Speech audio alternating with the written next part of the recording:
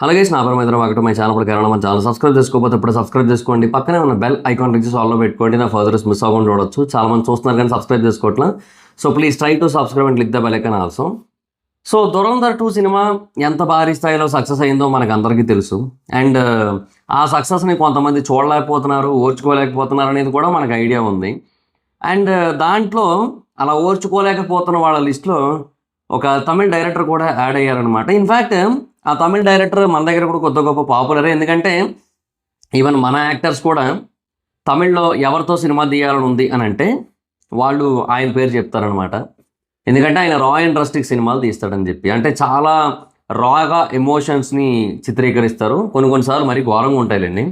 For example విడుదలలో first పార్ట్లో కొన్ని చూపించిన సీన్స్ కానీ, పార్ట్ 2లో కానీ వాటిలో అలాగే ఉంటాయి. అండ్ అంతకుముందు వేరే సినిమాల్లో కూడా అలాగే ఉంటుంది కొంచెం. సో చాలా రా అండ్ రస్టిక్గా చూపిస్తారు ఆయన. సో అందుకని ఆయనతో సినిమా తీయాలనుకుంటారు. ఎన్టీఆర్ గారు కానీ, రామ్ చరణ్ గారు కానీ అట్లా చాలాసార్లు చెప్పిన సందర్భాలు కూడా ఉన్నాయి. సో అలాంటి ఒక డైరెక్టర్ ఆయన. ఇంతగా ఆయన ఎవరో కాదు, వెట్రిమారన్. సో ఈ వెట్రిమారన్ ఏంటంటే ధురంధర్ సినిమా గురించి కొన్ని కామెంట్స్ పాస్ చేశారు. అంటే పేరు మెన్షన్ చేయలేదు, బట్ డైరెక్ట్గా అటాకే. ఇంకా ఇండైరెక్ట్ కూడా కాదు, అది పేరు మెన్షన్ చేయలేదు. కానీ ఈ మధ్యకాలంలో ప్రాపగాండా ఎక్కువైపోయింది, ప్రాపగాండా సినిమాలు తీయడం అనేది ఎక్కువైపోయింది అని చెప్పి చెబుతూ ఆయన దేన్ని ఉద్దేశించి మాట్లాడంటే డిమానిటైజేషన్ తాలూకు ప్రభావం ఏంటో మనం చూసాము. దాని కారణంగా ఎంతమంది ఇబ్బంది పడ్డారో, ఎంతమంది నష్టపోయారో మనం చూసాం. బట్ దాన్ని కూడా పాజిటివ్గా చిత్రీకరించే ప్రయత్నం చేశారు. సో అంటే పాజిటివ్గా చూడకూడదు అన్నట్టుగా, అంటే చిత్రీకరించే అనలేదు కానీ పాజిటివ్గా చూడకూడదు అన్నట్టుగా మాట్లాడి, సో డిమానిటైజేషన్ అంటే ఇంక ధురంధర్ 2లో దాన్ని ఎక్కువగా హైలైట్ చేస్తూ వచ్చారు. సో దాని గురించి ఎక్కువ మాట్లాడారు కూడా. ఇన్ఫ్యాక్ట్ బాలీవుడ్లో దాన్ని క్రిటిసైజ్ చేస్తున్న వాళ్ళు కూడా ఇదే పాయింట్ మెన్షన్ చేశారు. ఈవెన్ మోడీ, అమిత్ షా కూడా డిమానిటైజేషన్ వాళ్ళ మాస్టర్ స్ట్రోక్ అని ఇప్పుడు చెప్పుకోవడం మానేశారు. బట్ ఆదిత్య ధర్మాటు ఈ సినిమాతో అది చెప్పాడు. సో అని చెప్పి ఒక పాయింట్ అయితే వచ్చింది ఈవెన్ బాలీవుడ్ ఆడియన్స్ నుంచి కూడా. సో ఇప్పుడు వెట్రిమారన్ అన్న పాయింట్ ఏదైతే ఉందో, సో దాని గురించి ఒకసారి మాట్లాడుకుందాం.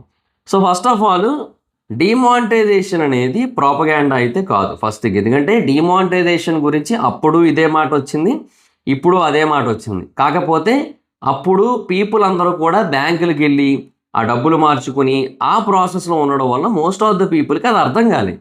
ఎందుకంటే అది అర్థం కావడానికి అసలు అవకాశం ఎక్కడ ఉంది? మోస్ట్ ఆఫ్ ద పీపుల్కి ఆ డిమానిటైజేషన్ తాలూకా ట్రూ రియాలిటీ కూడా ఐడియా లేదు. అంటే అది అసలు జరిగినట్టుగా, దాన్ని ఇంప్లిమెంట్ చేసిన తర్వాత పీపుల్ ఏం చేయాలి అది కూడా చాలామంది తెలియలేదు. ఇన్ఫ్యాక్ట్ రీసెంట్గా కూడా ఒక 1 year బ్యాక్, 6 months బ్యాక్ కూడా ఏదో ఒక విలేజ్లో ఒక వీడియో బయటకు వచ్చింది. అంటే అప్పుడు ఎప్పుడో దాచుకున్న డబ్బులన్నీ కూడా దొరికాయంట బయటికి, 500, 1000 రూపాయల నోట్లు. అవన్నీ ఎప్పుడో బ్యాన్ అయిపోయినాయి కదా. సో వాటన్నిటినీ కూడా మళ్ళీ తిరిగి చూసుకుంటున్నారనమాట అవి దొరికితే. అంటే చాలామందికి తెలియలేదు, చాలామందికి అర్థం కాలే అసలు ఏం చేయాలి, ఎలాగా, ఏంటి, అదేం అర్థం కాలే వాళ్ళకి. సో అలా అర్థం కాకపోవడం వల్ల వాళ్ళకి ఎదురైన అతిపెద్ద సమస్య అనమాట ఇదంతా కూడా. సో అప్పుడు చాలామంది చనిపోయారు కూడా, అది కాదను నేను. కానీ అదంతా కూడా తెలియక, అర్థం కాక, ఆ భయంలో, ఆ కంగారులో జరిగిన పొరపాట్లు అవన్నీ కూడా.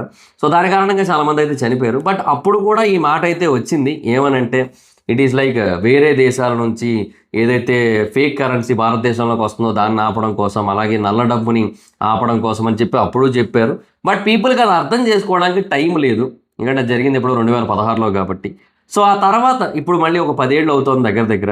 సో ఈ టైంలో వాళ్ళకి ఏంటంటే ఆ అవకాశం, అంటే కూర్చొని ఆలోచించి అర్థం చేసుకోవడానికి కావాల్సినంత టైం దొరికింది పీపుల్కి. సో ఇప్పుడు అర్థమవుతుంది డిమానిటైజేషన్ ఎందుకు చేయాల్సి వచ్చింది, దాని వెనకున్న రియాలిటీ ఏంటి, ఇదంతా కూడా. ఎందుకంటే కొన్ని వేల లక్షల కోట్ల ఈ ఫేక్ కరెన్సీ ఏదైతే ఉందో భారతదేశంలోకి వస్తుందో దాన్ని ఆపడం కోసం కూడా చేశారు.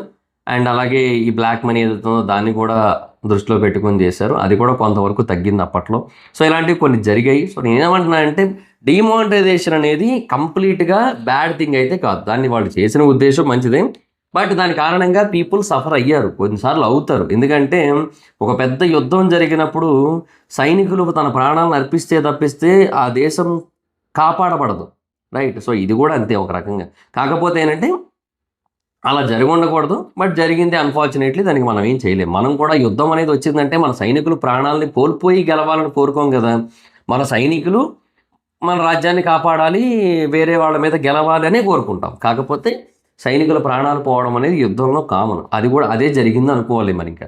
అంటే అది కూడా మనకి ఇష్టం లేదు, అలా జరగడం కూడా మనకి ఇష్టం లేదు, కానీ అది జరిగిన దానికి మనం ఏం చేయలేము. So it's not out right government failure.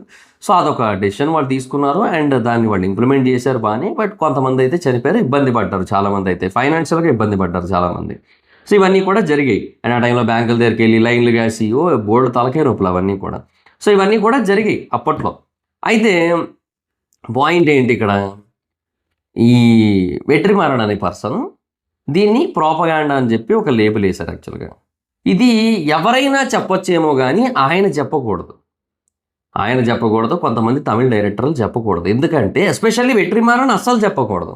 Because he's an outright propaganda director. ఆయన తీసిన ప్రతి సినిమా ఆల్మోస్ట్ ప్రాపగాండానే. ఏదో వడాచర్నే మటుకు కొంచెం అది కూడా ఉంటుంది కొంతవరకు, అది కూడా ప్రాపగాండానే, అది కూడా పొలిటికల్ ప్రాపగాండా అది అంతే. ఒక వెండెట్టాతో ఒక ప్రాపగాండాతో సినిమాలు తీసే ఆయన వేరే వాళ్ళ సినిమాని ప్రాపగాండా అని చెప్పి పాయింట్అవుట్ చేయడం అనేది హాస్యాస్పదం. అంటే ఆయనకి ఏమనిపించిందంటే, ఆయన అంత కష్టపడి ఏదైతే ప్రాపగాండా సినిమాలు తీస్తున్నాడో అది ఎక్కువ మందికి రీచ్ అవ్వట్లే, ప్రాపగాండా ఎక్కువ మందికి రీచ్ అవ్వట్లే, ఆయన ప్రాపగాండా. సో మీన్ వైల్ ఆయన ఏదైతే ఇటుపక్క ప్రాపగాండా అనుకుంటున్నాడో వాళ్ళది ఎక్కువ రీచ్ అయిపోతుంది, వాళ్ళు చెప్పాలనుకుంటున్న పాయింట్ ఎక్కువ మందికి రీచ్ అయిపోతుంది. సో ప్రస్తుతానికి దురంధర్ 2 ఫుట్ఫాల్స్ అప్రాక్సిమేట్లీ 3 కోట్లు ఎంతో ఉన్నది. సో 3 కోట్ల మంది చూశారు ఆ సినిమాని. అండ్ 3 కోట్ల పైనే ఉంది, ఐ థింక్ 3.5 4 దగ్గరలో ఉంది. సో లాంగ్ రన్లో ఖచ్చితంగా అది ఒక 6-7 crore ఫుట్ఫాల్స్ అయితే చూస్తుంది. సో 7 కోట్ల మంది చూస్తారు ఆ సినిమాని. సో 7 కోట్ల మంది ఇప్పుడు ఒకవేళ పాజిటివ్గా కనుక ఆలోచించేసినట్టయితే బీజేపీ ఓట్లు పెరిగిపోతాయి కదా. సో ఆ పర్సెప్షన్ అది బిల్డ్ అయింది. సో అది ఆ భయం అనమాట, అంటే అంతకుమించి ఇంకేట్లేదు. సో ఈయన సినిమాలు ఏవైతే ఉంటాయో very very huge level of ప్రాపగాండాని కలిగి ఉంటాయి. సప్రెషన్, డిప్రెషన్, అప్రెషన్ వీటినే చూపిస్తూ చాలా భారీ స్థాయిలో ప్రాపగాండాని సినిమాల్లో నింపి నింపి నింపి నింపి మన మీదకి వదులుతారు. దానికి ఏంటంటే ఆ ట్రూ ఎమోషన్స్, రా ఎమోషన్స్, రస్టిక్ మేకింగ్ అనే కైండ్ ఆఫ్ పేర్లు పెట్టి మన మీదకి వదులుతారు. జనరల్గా ఎలా ఉంటుందంటే వెట్రిమారన్ సినిమాలు most of the times people ఎవరినైతే హేట్ చేయాలో వాళ్ళని పాజిటివ్గా చూసేటట్టు ఉంటుంది. అండ్ ఈ జీసీలు, ఓసీలు ఇలా ఎవరైతే ఉంటారో వాళ్ళు అవుట్ రైట్ దుర్మార్గులు అన్నట్టే ఉంటుంది. సో ఇలాంటి కైండ్ ఆఫ్ మేకింగ్ ఉంటుంది ఆయన సినిమాలన్నింటిలోని కూడా. సో అలాంటి ఒక డైరెక్టర్ వచ్చి ఒక సినిమాని ప్రాపగాండా అని అనకూడదు. అంటే ఇప్పుడు ఆయన అదే తీశాడు, పోనీ ఆయన తీసేవన్నీ ప్రాపగాండా సినిమాలే, సరే పోనీ ఆయన దృష్టిలో వీళ్ళు తీసింది ప్రాపగాండా అని అనుకుందాం. పోనీ ప్రాపగాండా ఓకే డన్, నువ్వు ఒకటి చేసావు, వాళ్ళు ఒకటి చేశారు, అయిపోయింది. సో నువ్వు మాట్లాడకూడదు మధ్యలో. ఎవరైతే ఆడియన్స్ అనేటోడు ఒకటి ఉంటాడు కదా, వాడు బేసిక్గా ఇటైనా ఉండొచ్చు అటైనా ఉండొచ్చు అనే పాయింట్ ఉంటుంది కదా. సో వాళ్ళు మాట్లాడాలి, ఆడియన్స్ మాట్లాడాలి, అది ఏది ప్రాపగాండా ఏది కాదు అని చెప్పి. సో ఇండస్ట్రీ వాళ్ళు మాట్లాడకూడదు. ఈవెన్ ఏ ఇండస్ట్రీ వాళ్ళు అయినా మాట్లాడకూడదు. తెలుగు ఇండస్ట్రీ అయినా, తమిళ ఇండస్ట్రీ అయినా, కన్నడ అయినా, మలయాళం అయినా, హిందీ అయినా ఎవరూ మాట్లాడకూడదు. Film makers should not point out cinemas. ఎందుకంటే సినిమాలు తీసేది ఆడియన్స్ కోసం, ఫిల్మ్ ఇండస్ట్రీలో వాళ్ళ కోసం కాదు. ఫస్ట్ థింగ్, వాళ్ళు కూడా చూస్తారు సినిమా ఫెంటాస్టిక్గా ఉంటే, అండ్ దాని నుంచి నేర్చుకుంటారు వాళ్ళు కూడా. ఇప్పుడు జనరల్గా ఇప్పుడు హాలీవుడ్ సినిమాలు చాలా ఉంటాయి, వాటిని చూసి చాలా నేర్చుకుంటారు. అట్లాగే బాలీవుడ్ సినిమాలు చూసి ఒకప్పుడు నేర్చుకునేవారు. అలాగే సౌత్ సినిమాల్లో కొన్ని సినిమాలు చూసి నార్త్లో కూడా నేర్చుకునేవారు. ఇలాగా ఇన్స్పిరేషన్స్ అనేవి కంటిన్యూ అవుతూ, ఇన్స్పిరేషన్స్ అనేవి గ్రో అవుతూ, సినిమాల స్కేల్ అనేది పెరుగుతూ, ఆడియన్స్ స్కేల్ పెరుగుతూ అలా జరుగుతూ వచ్చింది. So it is what all happen. So ఇక్కడ ఇన్స్పైర్ అవ్వకపోతే నీ ఇష్టం. ఇప్పుడు నువ్వు దురంధర్ 2 చూసి నెక్స్ట్ సినిమా నువ్వు వెట్రందర్ అని చెప్పి ఒకటి పెట్టమని నిన్నెవరు అడగట్లా, నిన్నెవరు తీయమని చెప్పట్లా, రైట్? సో నువ్వు తీయపో నీ ఇష్టం. నువ్వు ఇప్పుడు అరసనో ఏదో తీస్తున్నాడు ఆయన, అసరన్ అనుకుంటా, అసురుడు అన్నట్టుగా. సో అది వస్తుంది, అది ప్రాపగాండానే ఉంటుంది మోస్ట్లీ, అంతే, ఇంక అంతమించి ఏముంటుంది అందులో. సో అని ఆయన సినిమాల్లో నాకు తెలిసి మోస్ట్లీ ఏ సినిమా కూడా 100 కోట్లు దాటింది లేదు. అంటే అంత ఫుట్ఫాల్స్ రాలేదు ఆడియన్స్కి. ఓటీటీల్లో చూశారు, టీవీల్లో చూశారు, అది వేరే విషయం.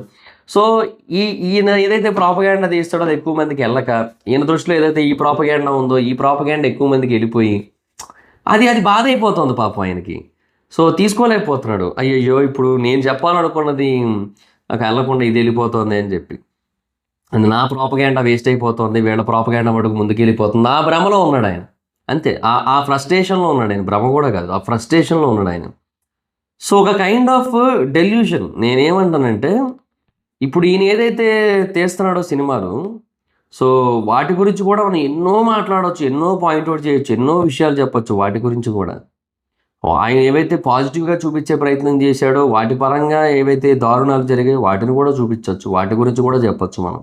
కానీ అది వేస్ట్. అది ఆడియన్స్ డిసైడ్ చేశారు ఆల్రెడీ. విడుదల పార్ట్ 1కి ఎంత వచ్చిందో పార్ట్ 2కి అంతే కలెక్షన్ వచ్చినప్పుడు ఇంకా there is no point of making 2 films. నువ్వు ఒక సినిమాని, ఒక కథని 2 భాగాలుగా చెప్పడం వల్ల ఉపయోగం ఏంటి?